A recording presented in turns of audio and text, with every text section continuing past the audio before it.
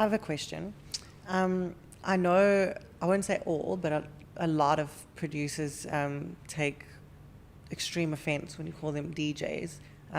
So what are like the main differences? Do DJs just play other people's music and producers actually create their own, or?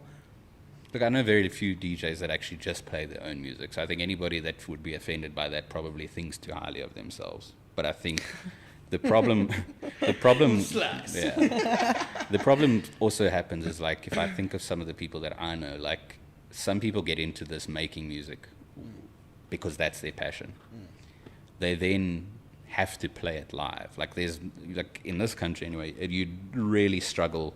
Like I know some guys that make music for other producers who are touring Europe, where these guys that are making the music for them are still living with their parents or living in shacks. Like they just, it's the reward for making music isn't necessarily there if you're just interested in making music. Obviously, internationally, there'll be songwriters and ghost producers and things like that, but here it's very difficult if you're just prepared to make music. If you're thrown into the deep end as somebody, and the thing is with making music is like, as you said, it takes a lot of time. You're sitting there by yourself in isolation for a lot of the part. Like house is very different to hip hop. Like hip hop is about a vibe. You can have 20 guys in the studio all drinking Hennessy, all like smoking a joint, having a time of life, and you'll be able to create a really good song. Electronic music is completely different because it's way more intricate. Like it's very difficult. Piece by piece. Yeah, it's like you're really thinking about the sounds and how to create something. So yeah, it's a very different experience to making hip hop. But you're sitting in isolation for the most part. So like people who do that have to be accustomed to being by themselves for long periods of time. And guys that get into this that didn't start out as DJs end up struggling with that social anxiety of now being thrust, especially if they start to get more renowned quicker than if they had just been like going through the phases of nobody giving a shit about them and now they're actually playing. So like there's a couple of guys that I know personally that have really struggled with that.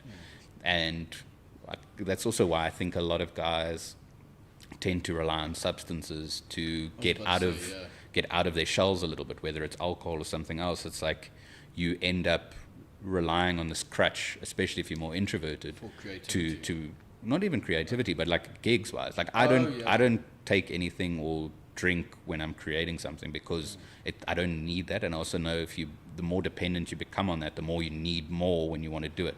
So like it's better not to go down that road. It's a vicious cycle. Yeah.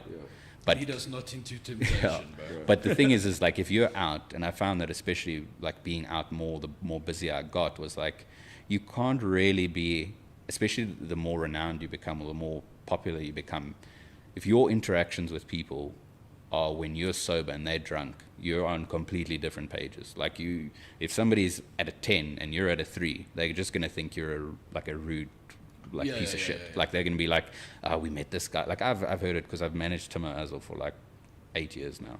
And he's also quite introverted and also for the most part, like on the odd occasion might drink something, but for the most part he plays sober.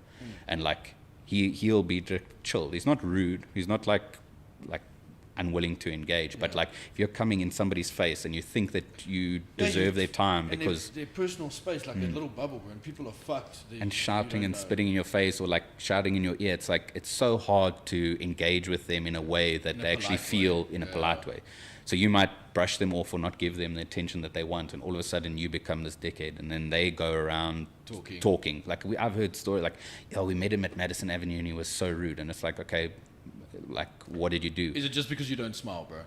I mean, for them, I haven't heard that about myself. I've heard people say that that I've never met, that they call me a dickhead, but I've never like if somebody comes up to me, regardless of how, I'll try my best to like at least acknowledge them in a way that they feel like validated.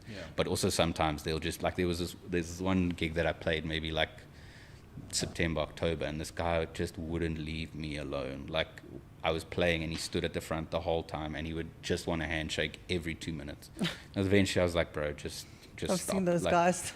Like just stop. Like literally this every fucking 2 minutes. And I was like I indulged you the first 3 times, but now just fuck stop, off, bro. Like please, just leave me alone.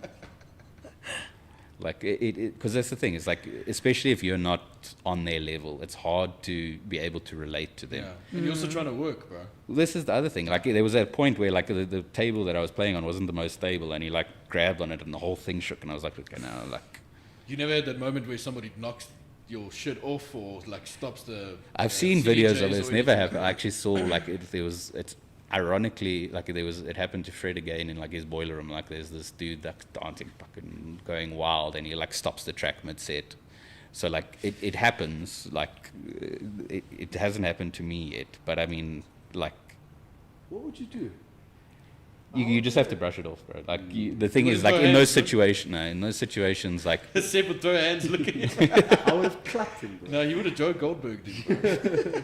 the thing is, like in those situations, like, and I think it's just something that I take into everything I do. Is like you can't take yourself too seriously because people, the moment you take yourself too seriously, people stop actually wanting to associate themselves with you.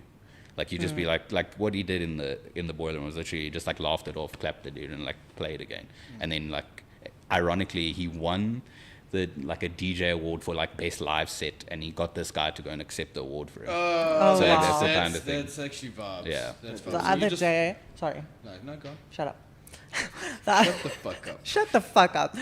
The other day at Kevin Hart's, there was a lady quite near to the front of the stage. And in the middle of the show, Kevin wasn't on yet. It was like the warm-up guys before him. But in the middle of the show, there was like this commotion going on and like security guards were coming. And then eventually it became so distracting that the guy was like, shine the fucking light on this chick. Like, let's see what's going on here. And turns out she didn't have a ticket and she was like in someone else's chair, like right in the front row. But he like made a joke out of it. He like brought it in as part of his act. That's what I was looking for. And everyone actually laughed about it, and it was quite funny because, like you say, it's very hard to make a scene and like almost ruin. You bring it back. Like, try to bring that energy back. Exactly. That's very real. Yeah, it was quite funny.